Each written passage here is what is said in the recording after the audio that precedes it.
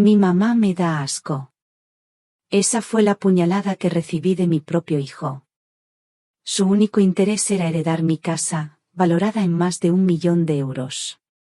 Lo que él no sabía es que esa misma noche, mientras él dormía tranquilo, yo estaba despierta, preparando mi jugada final. Su desprecio fue su mayor error. No te vas a creer lo que hice al día siguiente. Antes de continuar, suscríbete al canal y cuéntanos desde dónde estás escuchando en los comentarios. Mi nombre es Elena. Tengo 76 años. Toda una vida, como suele decirse. Siempre pensé que con ver a mis hijos crecer, con darles un techo y un plato de comida caliente, ya no me quedaba nada por pedir. Creía que mi labor en este mundo estaba cumplida. Pero un día, solo un día, te das cuenta de que hay cosas que, por mucho que las entregues, nunca vuelven. Fue un martes. Lo recuerdo porque los martes siempre olía a lentejas en mi casa. Javier, mi hijo, había llegado tarde del trabajo. Yo ya estaba en mi cuarto, con la luz apagada, haciéndome la dormida. Es una costumbre de viejos, supongo, escuchar la casa mientras se va quedando en silencio. Escuché el ruido de la puerta, sus pasos arrastrándose por el pasillo. Después, su voz. Baja, pero no lo suficiente. Hablaba por teléfono desde el salón. Al principio no le presté atención. Eran murmullos, quejas sobre su jefe, sobre el tráfico de Madrid. Lo de siempre. Pero entonces, la conversación cambió. Su amigo debió preguntarle por mí. Y escuché, con una claridad que me heló la sangre, como Javier decía. Sí, todavía está aquí. Uf, no sé qué voy a hacer. Es que mi mamá me da asco. Asco. Esa palabra. No fue un grito. No fue un insulto dicho con rabia. Fue peor. Fue un desahogo, dicho en voz baja, como quien confiesa una verdad vergonzosa pero innegable. Asco. La palabra se quedó flotando en el aire oscuro de mi habitación. Se me metió por los oídos y bajó hasta el pecho, donde se instaló como un trozo de hielo. No me moví. Ni siquiera respiré más fuerte. Apreté los párpados con fuerza, como si eso pudiera borrar lo que acababa de oír. Me quedé inmóvil, convertida en una estatua de carne y hueso en mi propia cama. Escuché cómo terminaba la llamada, cómo iba a la cocina, el sonido del vaso de agua. Luego, sus pasos hacia su cuarto y el clic de su puerta al cerrarse. Y después, silencio. Un silencio denso, pesado, que lo llenaba todo. Esa noche no dormí. Me quedé con los ojos abiertos, mirando un techo que no podía ver. Y en esa oscuridad, como en una vieja película, empezaron a pasar las imágenes de mi vida. Me vi a mí misma, con 30 y pocos años, viuda, con una niña de 5 y un niño de 3. Me vi trabajando de limpiadora por las mañanas y cosiendo para fuera por las tardes, con las manos ásperas y la espalda siempre dolorida. Todo para que a Isabel y a Javier no les faltara de nada. Para que pudieran ir a un colegio mejor, para pagarles las clases de inglés, para que tuvieran la ropa que los demás niños tenían. Recordé las noches sin dormir cuando tenían fiebre. Las tardes de domingo en el parque, empujando 2 columpios a la vez. Recordé el día que vendí las pocas joyas que me dejó mi marido para pagar la entrada de esta casa. Esta casa. Mi casa. El lugar donde mis hijos crecieron, donde cada ladrillo estaba pagado con mi sudor. Y por todo eso, después de toda una vida, yo le daba asco. No, lloré. Las lágrimas se me habían secado por dentro. Solo sentí un frío inmenso. El frío de la soledad más absoluta. La que se siente cuando te das cuenta de que la persona por la que has dado todo, te ve como algo sucio. Como algo de lo que hay que deshacerse. Vi cómo la primera luz del alba teñía de un gris pálido la ventana. Y con esa luz, algo dentro de mí, que había estado dormido durante años, despertó. No era rabia. Era otra cosa. Era una calma extraña. Una certeza. Cuando me levanté de la cama, mis rodillas crujieron como siempre. Mi cuerpo era el de una mujer de 76 años, pero mi mente estaba más clara que nunca. Me moví por la casa con la misma rutina de todos los días. Puse la cafetera al fuego. Saqué la mantequilla y la mermelada de la nevera. Corté 2 rebanadas de pan. Todo igual que ayer. Igual que hace 10 años. Javier salió de su cuarto con la cara arrugada por el sueño y el pelo revuelto. No me miró a los ojos. Se sentó a la mesa y bostezó. Buenos días, murmuró, con la voz pastosa. Buenos días, hijo, le respondí, ¿has dormido bien? Mi voz sonó normal. Ni un temblor. Ni una pizca de dolor. Le puse delante su taza de café con leche, humeante. Me miró, sorprendido por un instante. Quizás esperaba reproches o lágrimas. No encontró nada de eso. Solo a su madre, la de siempre, sirviéndole el desayuno. Bebió un sorbo de café y se encogió de hombros, como si nada. Y mientras él mojaba el pan en la taza, yo ya no veía a mi hijo. Veía a un extraño. Un inquilino en mi casa al que, por costumbre, le preparaba el desayuno. Se fue a trabajar sin decir mucho más. Un hasta luego, lanzado al aire. En cuanto escuché la puerta cerrarse, el mundo cambió. La calma exterior se convirtió en una actividad febril por dentro. No perdí ni un minuto. Fui al armario del pasillo, al estante más alto, el que necesitaba una escalera para alcanzar. Allí, debajo de unas mantas viejas, estaba la caja de metal. La caja de mi marido. La bajé con cuidado. Pesaba. No por el metal, sino por lo que guardaba dentro. La abrí con la llave pequeña que siempre llevo en mi monedero. Dentro, el olor a papel viejo y a recuerdos. Estaba todo.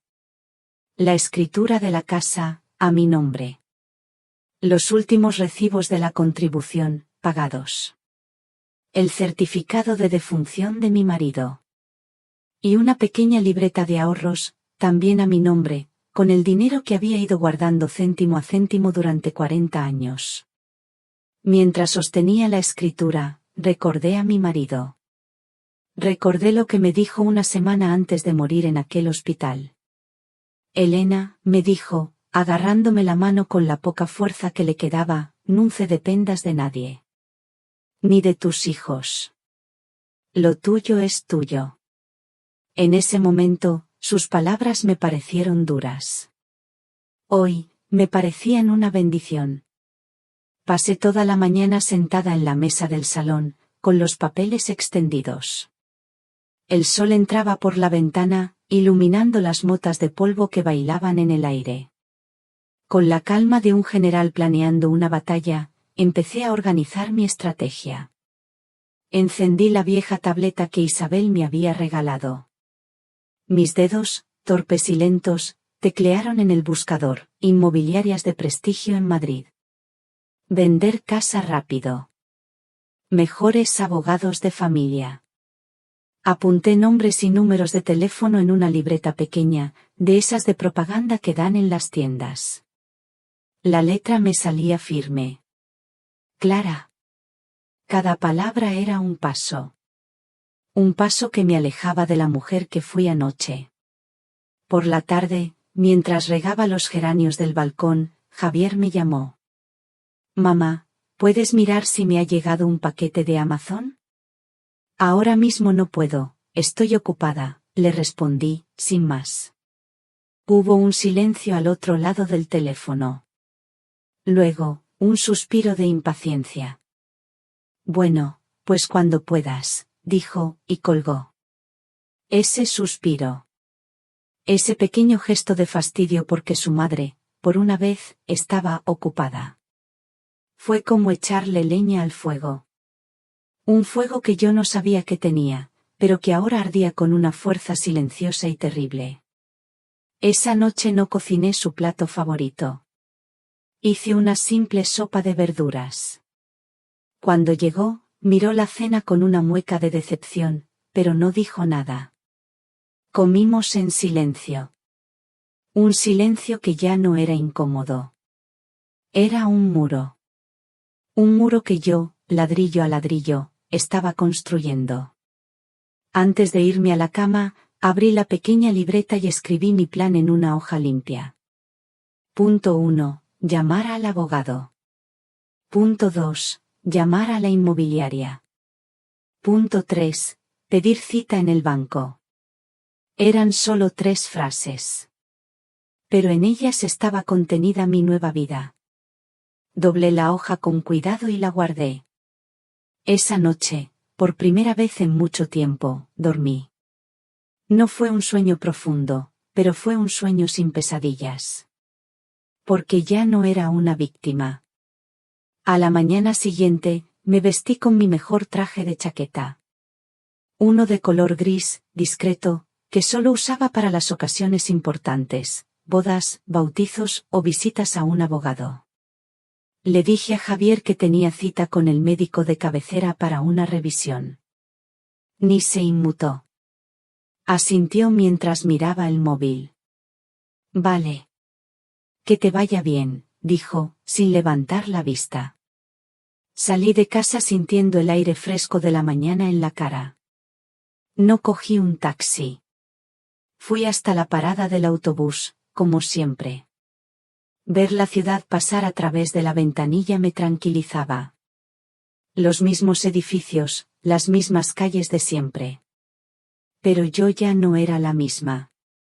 Cada parada que el autobús dejaba atrás era un trozo de mi antigua vida que también se quedaba por el camino.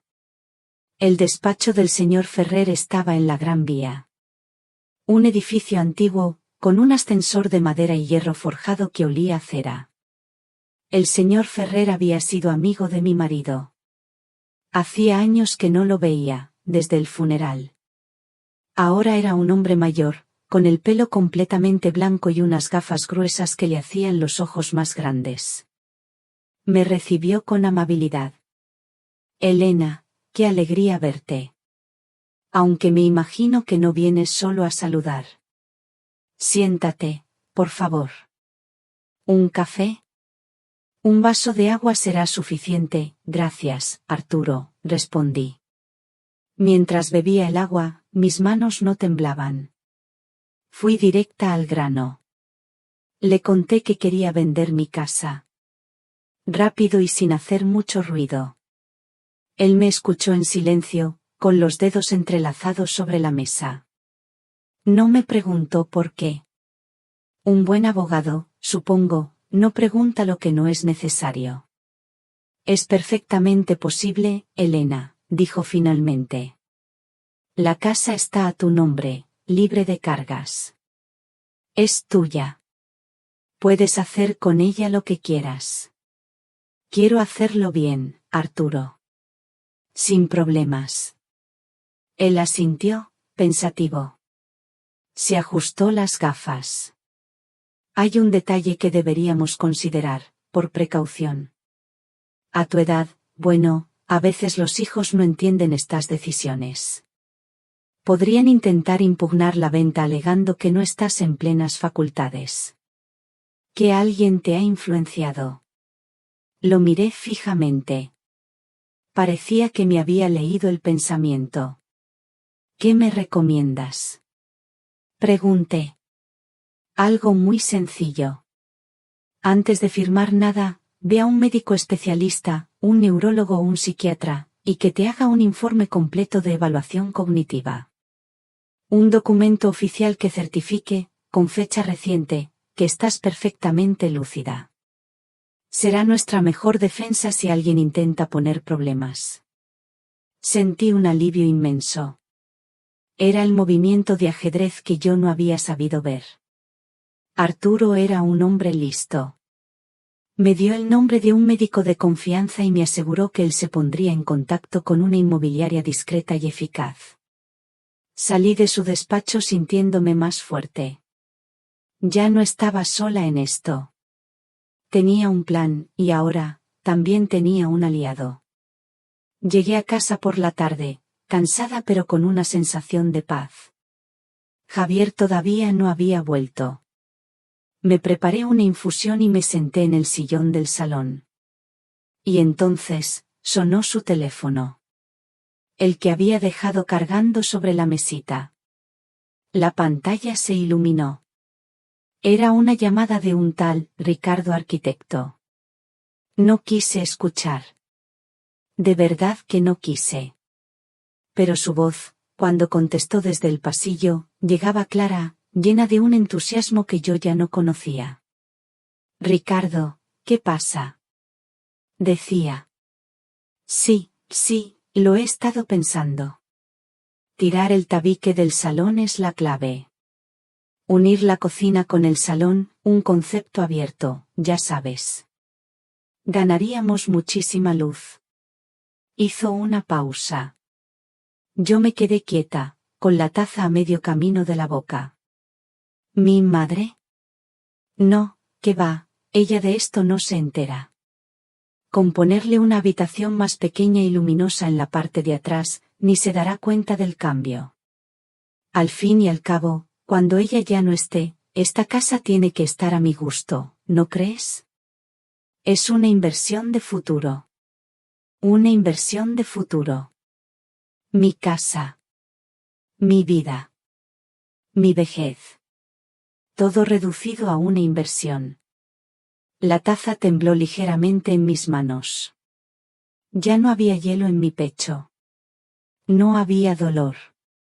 Solo había un silencio profundo. El silencio que precede al final de todo.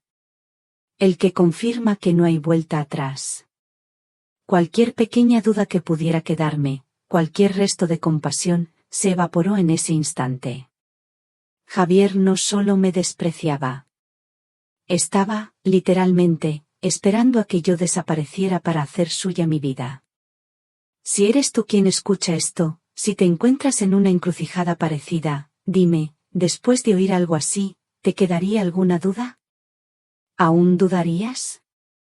Cuéntame qué piensas en los comentarios, porque mi historia, la de verdad, no había hecho más que empezar. El sábado por la mañana sonó el timbre. Era Isabel. Siempre llegaba a la misma hora, con una bolsa de tela cargada con el pan recién hecho y, a veces, unos pasteles de la confitería de su barrio. Detrás de ella, asomando la cabeza, venía Mateo, mi nieto. Un torbellino de 8 años con los ojos de su madre. «Abuela», gritó, y corrió a abrazarse a mis piernas. Ese abrazo. Ese pequeño cuerpo apretado contra mí. Fue como si un rayo de sol entrara de repente en una habitación que llevaba a oscuras demasiado tiempo. Le acaricié el pelo mientras Isabel entraba, sonriendo. «Hola, mamá. ¿Qué tal la semana?» «Bien, hija». «Tranquila». Como siempre, mentí. Mientras preparaba el café, Isabel me observaba desde la mesa de la cocina. Ella siempre ha sido así, perceptiva. Sabe leerme la cara mejor que nadie. «Te noto rara», dijo en voz baja, para que Mateo, que ya estaba en el salón con sus juguetes, no la oyera. Tienes los ojos tristes. ¿Ha pasado algo?» Me senté frente a ella y le serví una taza. Dudé por un segundo. Una parte de mí quería contárselo todo. Quería derrumbarme y dejar que mi hija me consolara. Pero la otra parte, la que había despertado aquella noche, me lo impidió. Esto era mi batalla. No podía arrastrarla a ella. No era justo. Isabel ya tenía su propia vida, su propia familia. Cosas de la edad, hija. Duermo poco y pienso mucho, respondí, intentando sonreír. No pareció muy convencida, pero no insistió. En su lugar, suspiró. Es Javier, ¿verdad? Ha vuelto a hacer alguna de las suyas. La miré, sorprendida. ¿Por qué dices eso? Porque lo conozco, mamá. Ayer hablé con él por teléfono. Le pedí que me ayudara a montar un mueble el fin de semana que viene. ¿Y sabes qué me dijo? Que estaba muy ocupado, que tenía muchos planes. ¿Planes? Siempre está hablando de sus grandes planes. Se removió en la silla, incómoda. Le dije que tenía que pasar más tiempo contigo, que a veces te noto muy sola. Se puso a la defensiva. Empezó a decir que él ya hacía suficiente viviendo aquí, que gracias a él yo no tenía que preocuparme por ti. Como si te estuviera haciendo un favor. Escucharla me dolía, pero también me reconfortaba. No estaba loca. No me lo había imaginado. Mi hija, mi Isabel, veía lo mismo que yo. Hace un tiempo, continuó ella, bajando aún más la voz, tuvimos una discusión fuerte. Fue por una tontería, algo de unas vacaciones. Y en medio de la pelea, me soltó, tú no te preocupes, que la casa, al fin y al cabo, me la voy a quedar yo. Soy el que la cuida. Se le llenaron los ojos de lágrimas. Me dolió tanto oírle decir eso, mamá. Como si la casa fuera un premio, y no nuestro hogar. Como si tú fueras solo, un obstáculo temporal. La escuchaba y pensaba en lo injusta que es a veces la vida. 2 hijos, criados bajo el mismo techo, con el mismo amor, la misma educación. Y qué diferentes habían salido. Isabel, siempre tan atenta, tan cariñosa. Y Javier, ¿en qué momento se había convertido Javier en ese hombre frío y calculador? Le cogí la mano por encima de la mesa. Su piel era suave y cálida. No te preocupes por mí, cariño. Yo sé cuidarme sola. Y tu hermano, es como es. Ya no va a cambiar. Ella me apretó la mano con fuerza. Lo sé. Pero me da rabia. Y me da miedo que te haga daño. No va a hacerme daño, Isabel. Te lo prometo, dije. Y lo decía de verdad. Ya no podía hacerme más daño del que me había hecho. La herida ya estaba abierta. Ahora solo quedaba curarla. Y para eso, necesitaba estar sola. Pasamos el resto de la mañana juntos. Jugamos a las cartas con Mateo. Comimos en la terraza, aprovechando el sol. Durante esas horas, casi olvidé la oscuridad de los últimos días. Viendo a mi hija reír, escuchando las historias de mi nieto, sentí una punzada de felicidad. Una felicidad verdadera, limpia. Pero cuando se fueron, y la casa volvió a quedarse en silencio, la realidad regresó. La presencia de Isabel y Mateo había sido un bálsamo, pero también una confirmación. Ellos eran mi verdadera familia. El único ancla que me quedaba. Y precisamente por ellos, para protegerlos de la tormenta que se avecinaba, tenía que seguir adelante con mi plan. Sola. Las cosas se movieron más rápido de lo que esperaba. El señor Ferrer era un hombre eficiente. La inmobiliaria que contactó encontró un comprador en menos de una semana. Una pareja joven, extranjeros, que querían una casa con jardín cerca de Madrid y pagaban al contado. No pusieron pegas. Ni siquiera intentaron regatear el precio. A veces, la vida te abre las puertas que necesitas cruzar. La mañana de la firma, me levanté antes que Javier. Me duché despacio, sintiendo el agua caliente sobre la piel. Elegí la misma ropa que había llevado al despacho del abogado. Mi uniforme de batalla. Preparé el desayuno como cualquier otro día. Cuando Javier se sentó a la mesa, le dije: «Hoy voy a pasar el día fuera. Tengo que hacer unos recados en el centro y quizás me quede a comer con una amiga. No me esperes». «Ah, vale», respondió, sin darle importancia. Su indiferencia, por primera vez, me ayudó. Hacía que todo fuera más fácil. La notaría era un lugar solemne. Paredes cubiertas de estanterías llenas de libros encuadernados en piel. Un silencio casi religioso, solo roto por el murmullo de papeles. El señor Ferrer me esperaba en la puerta. Me sonrió y me dio una palmada suave en el hombro. «Tranquila, Elena. Todo saldrá bien». La pareja compradora ya estaba dentro. Eran amables, sonreían mucho. No hablamos. Nos sentamos alrededor de una gran mesa de madera oscura. El notario, un hombre de aspecto severo, empezó a leer el contrato con una voz monótona. Eran palabras que no entendía del todo. Cláusulas, artículos, términos legales. Pero yo solo esperaba una cosa.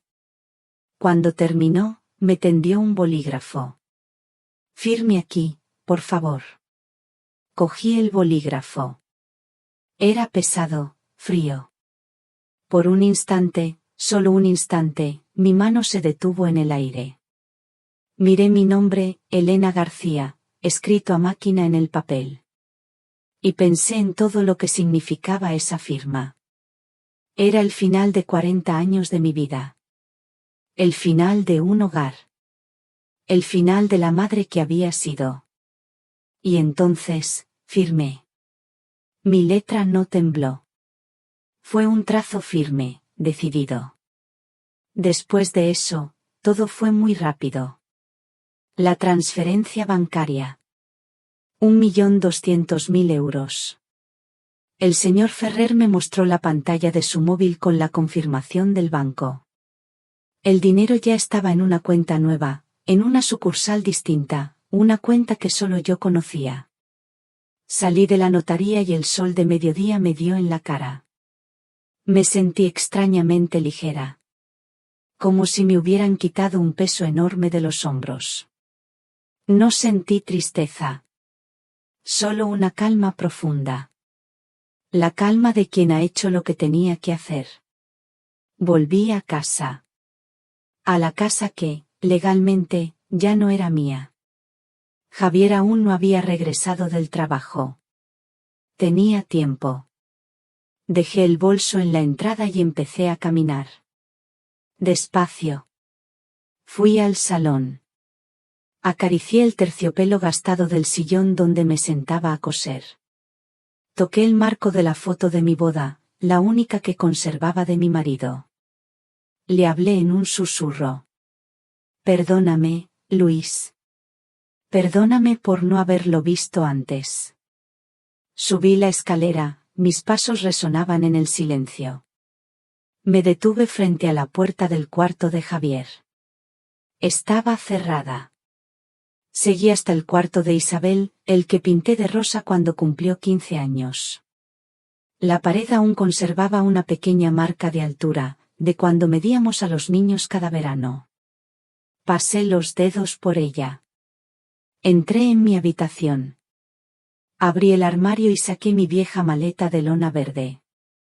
La de los viajes de fin de semana.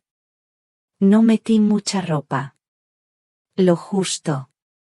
Un par de jerseys, algo de ropa interior, mis zapatillas de estar por casa.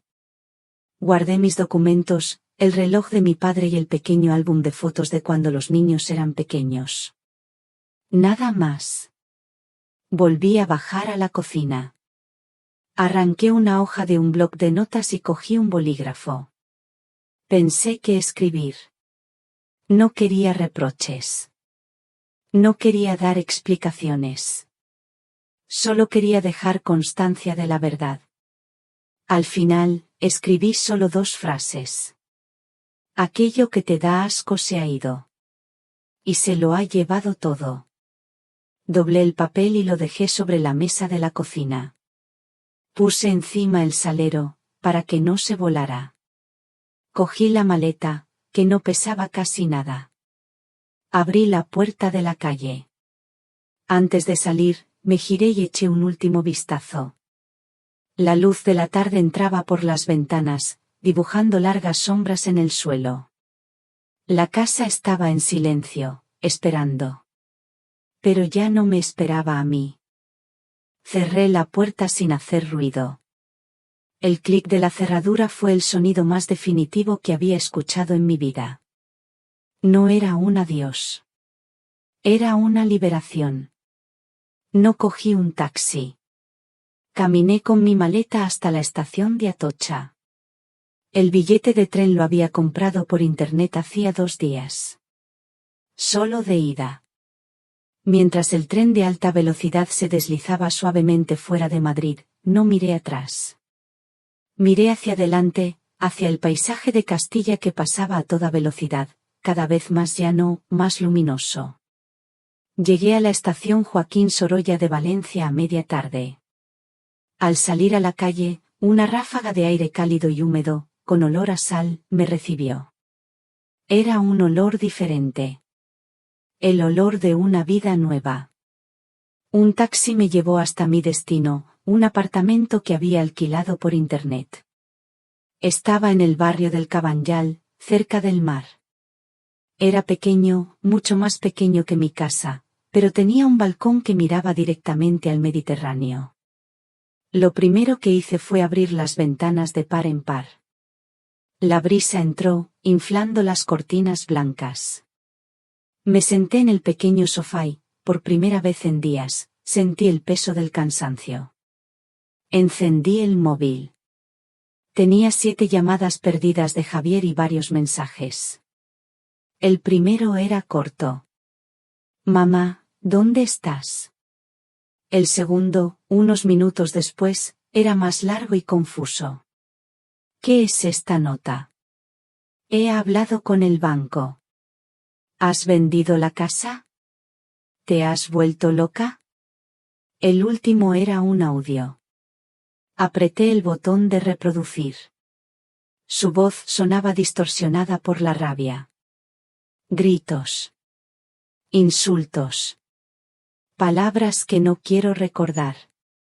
No lo escuché entero. Lo apagué a la mitad. Y entonces, sin pensarlo 2 veces, mantuve pulsado el botón de apagar del teléfono. La pantalla se quedó en negro. Metí el móvil en un cajón de la cómoda y lo cerré. El silencio que siguió fue el más dulce que había escuchado en mucho tiempo. Los primeros días fueron extraños. Me despertaba temprano, por costumbre, y por un instante no sabía dónde estaba. Me sentía desorientada, como una viajera sin rumbo. El apartamento estaba casi vacío, impersonal. Sentí una punzada de soledad.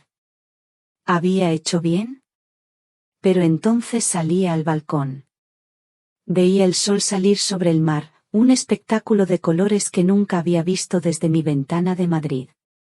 Y esa soledad se transformaba en otra cosa. En libertad. Empecé a crear una nueva rutina. Por las mañanas, bajaba a caminar por el paseo marítimo. Observaba a la gente, los jubilados que hacían gimnasia en la arena, las madres con sus carritos de bebé, los pescadores que volvían con sus barcas. Nadie me conocía. Para todos, yo era solo una señora mayor más, paseando. Y esa invisibilidad, que antes me habría asustado, ahora me reconfortaba. Descubrí el mercado del Cabanyal. Un lugar lleno de vida, de ruido, de olores. El olor a pescado fresco, a fruta madura, a especias. Compraba poco, solo lo necesario para el día. Hablaba con los tenderos. Me recomendaban que tomates estaban mejor o cómo cocinar el bonito del norte. Pequeñas conversaciones sin importancia, pero que me hacían sentir, poco a poco, parte de algo. Una tarde, me senté en la terraza de una pequeña horchatería. Hacía calor. Pedí una horchata con fartons. En la mesa de al lado, un hombre mayor, de pelo blanco y piel curtida por el sol, leía el periódico. En un momento dado, levantó la vista y nuestros ojos se encontraron. Me sonrió. Hace buena tarde, ¿verdad? Dijo, con un acento valenciano muy marcado. Sí, muy buena, respondí. Y así, sin más, empezamos a hablar. Se llamaba Manuel. Viudo, como yo. Había sido marinero toda su vida. Me habló del mar, de sus hijos, que vivían fuera, de sus nietos. Yo le conté poco de mí. Solo que era nueva en la ciudad, que buscaba tranquilidad. No me hizo preguntas indiscretas. Hablamos durante casi una hora, de cosas sencillas, de la vida. Al despedirse, me dijo: Bueno, señora, yo vengo por aquí casi todas las tardes. Si le apetece charlar otro día, aquí me encontrará. Ese encuentro fue como abrir una pequeña ventana. Don Manuel, como empecé a llamarlo para mis adentros, se convirtió en una presencia amable en mis tardes. Un día, volviendo del mercado, pasé por una floristería. En la puerta tenían unas macetas de geranios rojos, brillantes, llenos de vida. Eran iguales a los que yo tenía en mi balcón de Madrid. Compré una. La más grande. Al llegar al apartamento, la coloqué en el rincón más soleado del balcón. La regué con cuidado. Y mientras veía cómo las gotas de agua resbalaban por las hojas verdes, lo entendí. Ya no era una viajera. Ya no estaba de paso. Habían pasado casi 3 semanas. 3 semanas de una paz que casi había olvidado que existía. Había vuelto a encender el móvil, pero había bloqueado el número de Javier. Lo usaba solo para hablar con Isabel, a quien llamaba cada 2 o 3 días. Le había dicho que estaba pasando una temporada en la costa, que necesitaba descansar. Ella se preocupó, pero respetó mi decisión. No me preguntó más de la cuenta. Pero la calma, como la marea, a veces se retira para dar paso a la tormenta. Una mañana, revisando el correo electrónico en la tableta, vi un mensaje con un asunto que me hizo detenerme. Decía: notificación legal urgente. No era del señor Ferrer. Era de un bufete de abogados que no conocía. Con el corazón latiéndome un poco más deprisa, lo abrí. Era un documento largo, lleno de palabras técnicas. Pero la idea principal era clara. Javier, mi hijo, había iniciado un proceso legal para solicitar la anulación de la venta de la casa. El motivo que alegaba era mi incapacidad mental y senilidad sobrevenida. Según el escrito, yo no estaba en mi sano juicio cuando firmé los papeles. Decía que había sido víctima de una manipulación por parte de terceros y que él, como hijo, solo buscaba proteger mi patrimonio. Leí el párrafo 2 veces. 3 veces. Senilidad. Incapacidad. Mi patrimonio. Usaba palabras que sonaban a cuidado, a protección. Pero yo sabía lo que significaban en realidad. Significaban que mi hijo estaba dispuesto a declararme loca delante de un juez para recuperar una casa. No sentí pánico. Sentí un cansancio profundo. Un hartazgo. Pero debajo de ese cansancio, la llama que se había encendido aquella noche seguía ardiendo. Tranquilamente, busqué el número del señor Ferrer y lo llamé. Arturo, soy Elena, dije, con la voz firme. Ha llegado. Le leí el correo. Él escuchó sin interrumpir. Cuando terminé, hubo un silencio. Bien, dijo al fin, y su voz sonaba tranquila, casi satisfecha. Justo lo que esperábamos. No te preocupes de nada, Elena. Yo me encargo. ¿Recuerdas el informe médico del que hablamos? Sí. Lo tengo guardado en un lugar seguro, respondí. Perfecto. Eso es todo lo que necesitamos. Déjamelo a mí. Y por favor, no contestes a nada ni hables con nadie. Vive tu vida tranquila. Esta es mi guerra, no la tuya. Colgar el teléfono con él fue como cerrar una puerta a la preocupación. Pero apenas unos minutos después, el teléfono volvió a sonar. Era Isabel. Su voz, al otro lado, estaba rota por el llanto. Mamá, mamá, ¿estás bien? ¿Es verdad lo que dice Javier? ¿Qué te ha dicho Javier, hija? Pregunté, con toda la calma que pude reunir. Me ha llamado hace un rato. Estaba hecho un mar de lágrimas. Decía que no te encontraba, que te habías ido de casa sin decir nada. Me dijo que unos desconocidos te habían convencido para vender la casa, que se habían aprovechado de que no estás bien de la cabeza. Me senté en el sofá. El sol entraba por el balcón, pero de repente sentí frío. Dice que está llamando a toda la familia, a los tíos, a los primos, les está contando a todos que estás enferma, que has perdido el juicio. Que él solo quiere encontrarte para cuidarte, para protegerte. Mamá, dime que no es verdad. Me dolió. Me dolió más que la notificación del abogado. Me dolió la mentira. La manipulación. La forma en que estaba usando el afecto de la familia para ponérmelos en contra. La forma en que estaba ensuciando mi nombre, mi dignidad. Isabel, escúchame con atención, le dije, y mi voz sonó más dura de lo que pretendía. Nada de lo que te ha contado tu hermano es verdad. Estoy perfectamente.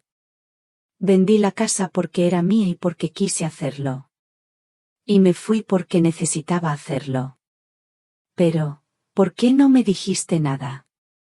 Para protegerte, cariño. Para que no tuvieras que verte en medio de todo esto. Confía en mí, por favor. Ella lloró en silencio durante un rato. Yo esperé. Te creo, mamá. Claro que te creo, dijo al fin. Siempre te creeré a ti. Es solo que, no entiendo cómo Javier puede ser capaz de algo así. Yo tampoco lo entendía, hija. Pero ya lo entiendo. Hablamos un poco más. Le prometí que todo se arreglaría. Le pedí que no se enfrentara a su hermano, que no serviría de nada. Que dejara que las cosas siguieran su curso. Cuando colgué, me quedé mirando el mar. Mi hijo no solo quería la casa. Quería destrozarme. Quería anularme como persona, quitarme mi voz, mi juicio, mi honor. Una guerra que yo no había buscado, pero en la que no pensaba rendirme. Si usted ha seguido mi historia hasta aquí, si todavía está escuchando, le pido que escriba el número 1 en los comentarios. Solo para saber que no estoy sola en este viaje. Su presencia, aunque sea en silencio, es el mayor apoyo que puedo tener para contar lo que falta. Yo no tuve que hacer nada. Fiel a su palabra, el señor Ferrer se encargó de todo. No tuve que viajar a Madrid, ni declarar ante nadie. Él fue mi escudo. Un par de semanas después de aquella llamada, me informó de que se había celebrado una vista preliminar. El abogado de Javier había presentado su caso con mucha teatralidad, por lo que me contaron. Habló de una madre vulnerable, confundida, de un hijo preocupado que solo buscaba protegerla de sí misma y de la codicia ajena. Pintó un cuadro lleno de sombras y dudas. Cuando le llegó el turno al señor Ferrer, no necesitó dar grandes discursos. Simplemente, presentó dos cosas. La primera fue el informe del neurólogo. Un documento impecable, de varias páginas, firmado y sellado, fechado 2 días antes de la venta de la casa. En él se detallaban los resultados de varias pruebas cognitivas.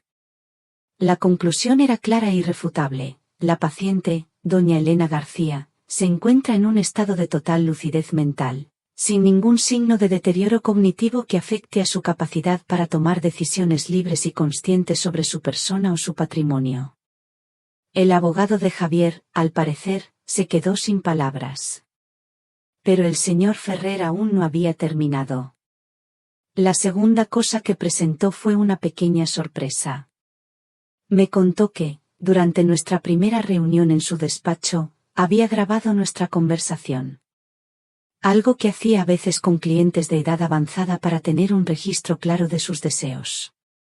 Con el permiso del juez, reprodujo un fragmento de apenas 30 segundos. En la grabación se oía mi voz, tranquila y clara, diciendo: Arturo, quiero que quede muy claro. Esta decisión es solo mía. Nadie me ha presionado. Lo hago por razones personales, muy profundas, que no deseo compartir. Estoy cansada y quiero vivir mis últimos años en paz. Al terminar la grabación, se hizo el silencio en la sala. No había nada más que decir. El juez desestimó la demanda de Javier en el acto. No había caso. La mentira se había derrumbado como un castillo de naipes. Cuando el señor Ferrer me llamó para contármelo, no sentí euforia. No hubo alegría, ni una sensación de victoria. Solo sentí alivio. El alivio de que la verdad, a veces, simplemente prevalece. Le di las gracias con toda la sinceridad de mi corazón. No me las des, Elena, me dijo él. Solo he hecho mi trabajo. Ahora, por favor, sigue viviendo tu vida tranquila. Te lo has ganado. Y eso intenté hacer. Seguí con mis paseos, mis visitas al mercado, mis charlas con don Manuel. Pero la vida, a veces, tiene su propia forma de cerrar los círculos.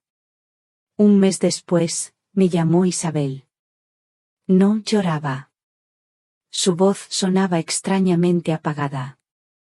Mamá, han despedido a Javier. Me quedé en silencio, esperando. Parece que llevaba un tiempo teniendo problemas en la oficina, continuó ella. Discutía con sus compañeros, era arrogante con sus jefes. Y al parecer, ha habido una auditoría. Han encontrado irregularidades en sus cuentas de gastos. Él lo niega todo, dice que es una conspiración contra él. Pero lo han echado. De la noche a la mañana. Mientras la escuchaba, sentí una punzada de tristeza. Pero no era por él. Era por el recuerdo del joven brillante y lleno de ambición que había sido. ¿A dónde se había ido ese muchacho? Está desesperado, dijo Isabel. La indemnización es mínima. Tiene la hipoteca del piso, las letras del coche. No sé qué va a hacer. ¿Y qué quieres que haga yo, hija? Le pregunté con suavidad. Nada, mamá. No quiero que hagas nada. Solo quería que lo supieras. Esa misma noche, mi móvil sonó. Un número desconocido. Dudé, pero contesté. Diga. Mamá. Era su voz. Pero no era la voz enfurecida del audio. No era la voz arrogante de siempre. Era una voz quebrada. Pequeña. Mamá, yo, no sé qué hacer. Lo he perdido todo. No respondí. Solo escuchaba su respiración entrecortada al otro lado. El trabajo, el juicio. ¿Por qué me has hecho esto? Esa pregunta. Aún después de todo, la culpa era mía. No suya. Adiós, Javier, dije, y colgué. No sentí rabia. No sentí pena. No sentí nada. Era como escuchar la historia de un desconocido. Un hombre que había apostado todo a su orgullo y lo había perdido. Un hombre que había sembrado vientos y ahora recogía tempestades. Me senté en el balcón. El sol se estaba poniendo sobre el mar, tiñendo el cielo de naranja y violeta. La brisa traía el olor a sal y a pino. Mi geranio rojo estaba lleno de flores. Y yo, por primera vez, me sentí completamente en paz. La historia de Javier ya no era mi historia. Yo estaba escribiendo un capítulo nuevo. Un capítulo que solo trataba de una cosa, de mí. Pasaron los meses. El verano llegó a Valencia, llenando los días de una luz blanca y perezosa. Mi vida se había asentado en una rutina agradable. Los paseos por la playa al amanecer, antes de que el sol empezara a quemar. Las partidas de cartas con don Manuel y otros jubilados en el hogar del pensionista. Las visitas de Isabel y Mateo, que se quedaban a pasar algunos fines de semana. Por primera vez en muchos años, sentía que era dueña de mi tiempo. Y de mi paz. Casi había conseguido no pensar en Javier. Isabel me contaba cosas a veces. Que había tenido que vender el coche. Que se había mudado a un piso más pequeño, de alquiler. Que no encontraba trabajo. Yo la escuchaba, pero no preguntaba. Era como oír noticias de un país lejano que ya no tenía nada que ver conmigo. Pero el pasado siempre encuentra una forma de volver. Fue una tarde de septiembre. El calor ya no era tan sofocante. Yo acababa de regar mi geranio y estaba barriendo el balcón. Entonces sonó el portero automático. No esperaba a nadie. Pensé que sería un repartidor equivocado. Descolgué. Sí. Hubo un silencio. Después, una voz que reconocí al instante, aunque sonaba distinta. Más áspera. Más cansada. Mamá, soy yo. Soy Javier. Me quedé helada, con el auricular en la mano. Mi primer impulso fue colgar. Pero no lo hice. ¿Qué quieres, Javier? Pregunté. Mi voz sonó más fría de lo que pretendía. Solo quería hablar. ¿Puedo subir? Por favor. Dudé. Una parte de mí, la madre que aún vivía en algún rincón de mi corazón, quería decirle que sí. Pero la otra parte, la mujer que había aprendido a protegerse, me lo impidió. Espera abajo. Ahora bajo yo. No me cambié de ropa. Solo cogí las llaves y bajé por la escalera. No quería usar el ascensor. Necesitaba ese tiempo, esos 3 pisos de escalones, para preparar mi corazón. Lo vi esperando en el portal. Y por un momento, casi no lo reconocí. Estaba mucho más delgado. Llevaba la barba descuidada y la ropa, aunque limpia, se le veía vieja y ancha. Tenía unas ojeras profundas, oscuras, que le hacían la mirada más triste. Ya no había rastro de la arrogancia de antes. Solo había un hombre derrotado.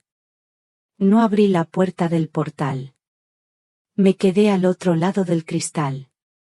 Nos miramos a través de él. ¿Cómo me has encontrado? Fue lo único que se me ocurrió preguntar.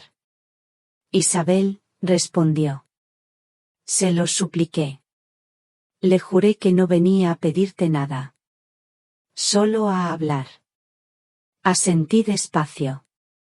Se pasó la mano por la cara, en un gesto de agotamiento.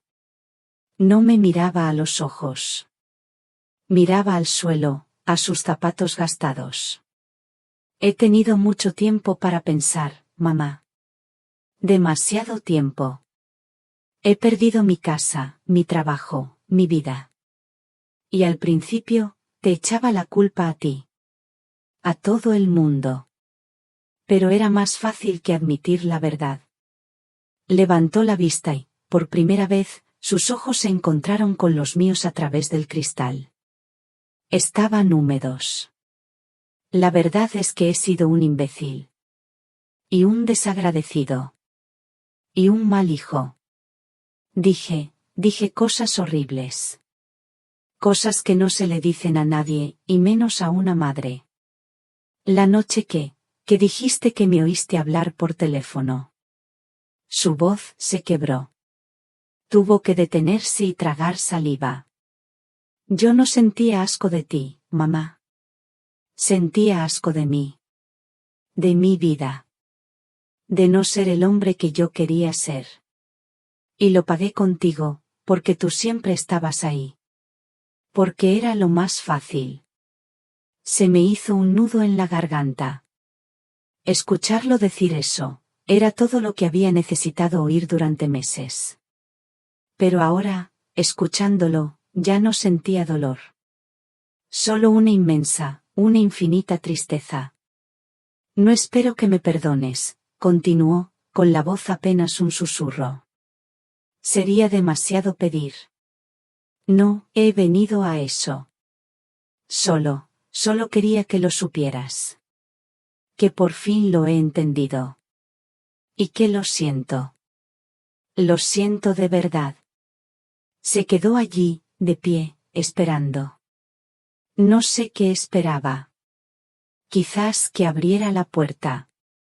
Que lo abrazara. Que le dijera que todo estaba bien. En lugar de eso, entré en el pequeño cuarto del conserje, cogí una botella de agua precintada de la nevera y volví al portal. Abrí la puerta solo lo justo para pasar la botella. Bebe un poco de agua. Tienes un largo viaje de vuelta a Madrid, le dije. Me miró, desconcertado. Cogió la botella con una mano temblorosa. Mamá. He escuchado lo que tenías que decir, Javier, le interrumpí, con una voz suave pero firme. Y te lo agradezco. Fue entonces cuando lo entendí. El perdón no siempre significa volver a empezar. A veces, perdonar significa aceptar la disculpa y después, cerrar la puerta. Te deseo que encuentres tu camino. Que encuentres la paz, le dije. Él asintió, con la mirada perdida. No dijo nada más. Ahora, vete, por favor, añadí. Se quedó mirándome un segundo más, como si quisiera memorizar mi cara. Después, se dio la vuelta y empezó a caminar, arrastrando los pies, por la calle que llevaba hacia el paseo marítimo. Me quedé allí, detrás del cristal, viéndolo alejarse hasta que se convirtió en una figura pequeña y borrosa. Entonces, y solo entonces, subí a mi casa. No, lloré. Cerré la puerta, me apoyé en ella y respiré hondo. Había perdonado. Pero también me había liberado. Para siempre.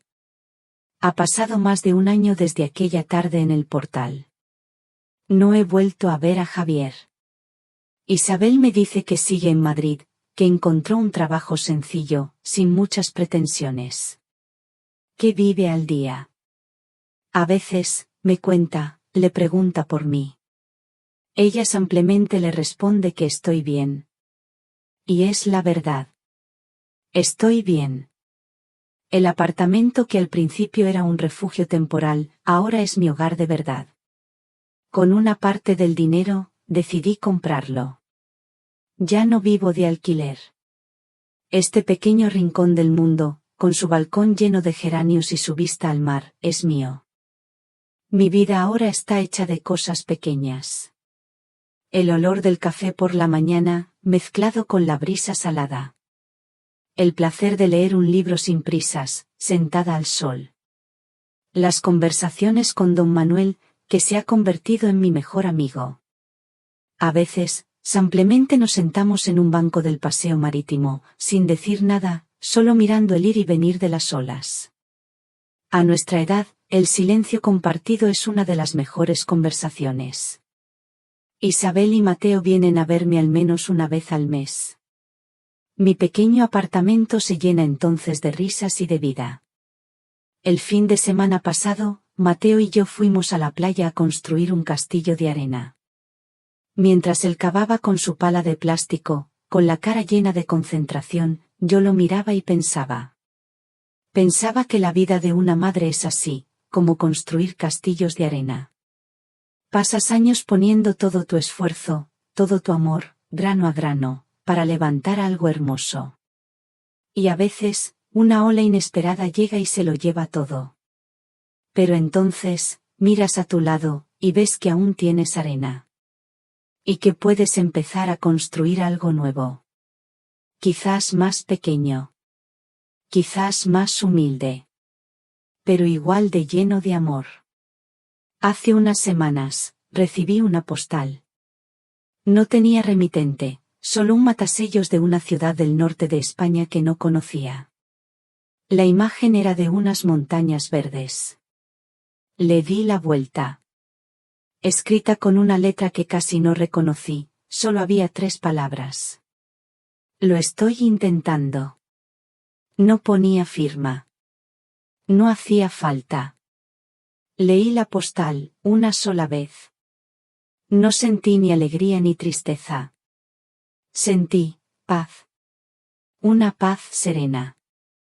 La paz de saber que, a veces, la mayor ayuda que puedes darle a alguien es dejar que encuentre su propio camino, aunque sea lejos de ti. Guardé la postal en un cajón, junto al viejo álbum de fotos. Cuando miro hacia atrás, a todo lo que ha pasado, ya no siento el frío de aquella noche. He aprendido algunas cosas en este último tramo del viaje. He aprendido una lección para los padres, que nuestro amor debe ser incondicional, pero nuestro respeto no. Que darlo todo no significa permitirlo todo. Y que a veces, el mayor acto de amor hacia un hijo es enseñarle, con nuestras propias acciones, el significado de la palabra dignidad. También he aprendido algo para los hijos, que vuestros padres no son eternos. Que sus manos se arrugan, que su espalda se encorva, pero su corazón sigue siendo frágil. Que una palabra cruel, dicha en un mal momento, puede romper algo que luego ningún "lo siento" podrá reparar. No deis por sentado el amor que recibís. Es el único tesoro que, una vez perdido, nunca regresa. Y por último, he aprendido algo sobre la naturaleza humana en estos tiempos modernos. Vivimos tan deprisa, tan obsesionados con tener, con triunfar, que a veces nos olvidamos de ser. Y tratamos a las personas que más nos quieren como si fueran muebles viejos. Útiles mientras sirven, un estorbo cuando envejecen.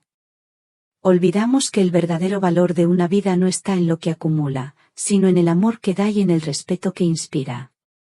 Mi historia empezó con una frase terrible, dicha en la oscuridad. Pero ha terminado aquí, bajo el sol del Mediterráneo, en un hogar lleno de luz. Perdí una casa, sí. Pero me encontré a mí misma. Y ese, créanme, es un cambio por el que nunca, nunca, me arrepentiré. Y aquí termina la historia de Elena. ¿Qué piensas de su decisión? ¿Habrías hecho algo diferente en su lugar? Comparte tu reflexión en los comentarios. Te aseguro que leo cada una de tus palabras. Si esta historia te ha hecho pensar, si te ha tocado el corazón, no olvides dejar un me gusta, compartirla con alguien que creas que también se emocionará, y suscribirte al canal para no perderte nuestros próximos relatos. Nos encontramos en la próxima historia. Y quién sabe, quizás, la próxima vez, el protagonista seas tú.